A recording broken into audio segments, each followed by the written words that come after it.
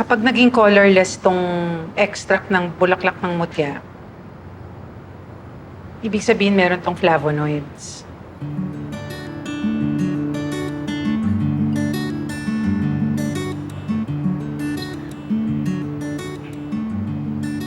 O ayan o, positive for flavonoids. Kaya nakakagaling ng sugat. At alam mo ba, pwede rin to sa maga. At saka, may mga pag-aaral na yun na pwede rin to kontra sa cancer at saka sa ilang mga virus. Galing naman ho, Prof. Ay, iba nga ho ang kulay, no? Nakakatuwa naman, Prof. Dahil sa dami ng test na ginagawa natin sa mutya, dami nating nalalaman. Eh, alam mo, minabasa pa nga ako na may mga bulaklak na kapag hinalo mo sa ilang sangkap, pwede rin pangontra sa mga lason. Papakita ko sa'yo. Sige po. Hmm. Ba't matamlay? Kami sakit ka ba? Baka ho kasi umalis na ako ng yusa. Hanap na po ako ng ibang trabaho eh. Bakit?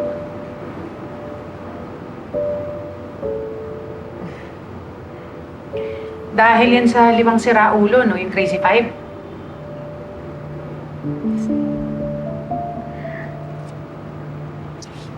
Musobra na po kasi sila eh.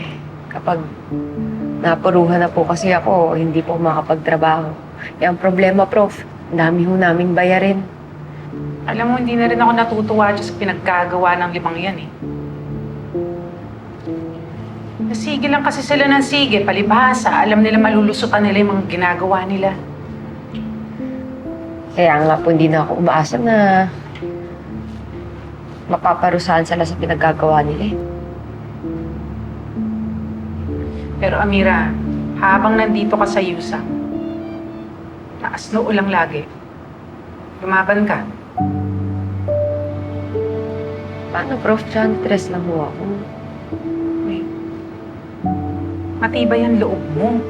May determinasyon ka. Tsaka, nasa likod mo lang ako lagi.